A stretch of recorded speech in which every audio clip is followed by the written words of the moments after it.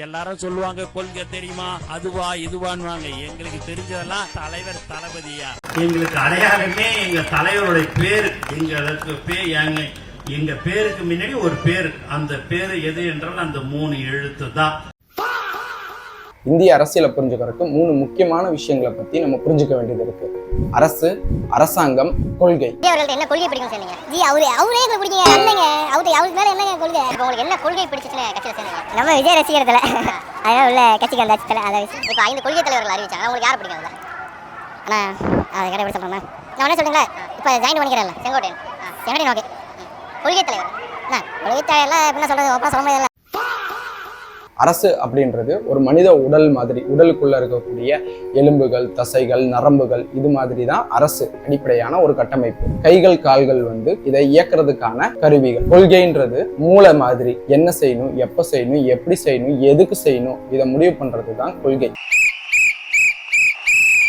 இந்திய அரசியலமைப்பு எடுத்துக்கிட்டோம்னா, இந்தியா ஒரு இறையாண்மையுள்ள சோசியலிச மதசார்பற்ற ஜனநாயக குடியரசு அப்படின்னு இந்திய அரசியலமைப்பு சட்டம் சொல்லுது. இதை அடிப்படையா வச்சுதான் ஒவ்வொரு கட்சிகளும் தங்களுடைய கொள்கைகளை வகுத்து ஆட்சிக்கு நாங்க இதை செய்வோம், இதை நடைமுறைப்படுத்துவோம் அப்படின்னு சொல்றாங்க. அரசியல் சட்டத்தின்படி 3 தொகுதி இல்ல 4 தொகுதியில தான் ஒருத்தவங்க நிக்க முடியும். 1991க்கு முன்னாடி வரைக்கும் இந்தியா சோசியலிச கொள்கைகளை தான் முதன்மைப்படுத்தினாங்க. 100க்கும் மேற்பட்ட பொதுத்துறை நிறுவனங்களை உருவாக்குனாங்க. பெல், BSNL போன்ற நிறுவனங்கள் அதுக்கு முன்னாடி காலகட்டங்கள்ல உருவாக்கப்பட்டதுதான்.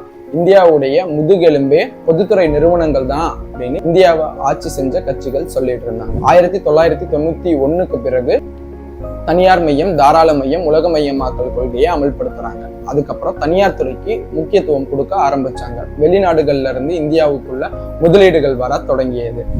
இப்ப இந்த 2 காலகட்டத்திலையும் அரசு அப்படின்றது ஒண்ணுதான். ஆனா அரசாங்கத்துடைய கொள்கைகள் மாறினதுனால இந்தியாவுடைய திசை வழியே மாறிடுச்சு. எனக்கு அரசியல் தெரியலன்னு சொன்னா அது மக்களுக்கு அரசியல் தெரியலன்னு சொல்ற மாதிரி, என்ன அசிங்கமா பேசுனா அது மக்கள் அசிங்கமா பேசுற மாதிரி. இப்போ இந்தியாவை ஆட்சி செஞ்சுட்டு இருக்க பிஜேபியோடைய கொள்கை தனியார் மைய கொள்கைகள் தான். அதாவது பொதுத்துறை நிறுவனங்களை தனியாருக்கு கொடுக்கிற முயற்சிகளை தான் மேற்கொண்டுட்டு இருக்காங்க. அவங்க பாசிசம்னா நீங்க என்ன பாயாசமா? அரசுடைமையாக்கப்பட்ட ஏர் இந்தியாவை தனியாருக்கு கொடுக்கறது, பல ஹார்பர்களை தனியாருக்கு கொடுக்கறது, விமான நிலையங்களை தனியாருக்கு கொடுக்கறது, ரயில்வே நிலையங்களை தனியாருக்கு கொடுக்கறது, அந்த கொள்கைகளின் அடிப்படையில தான் பொதுத்துறை நிறுவனங்களை தனியாருக்கு கொடுத்துட்டு இருக்காங்க.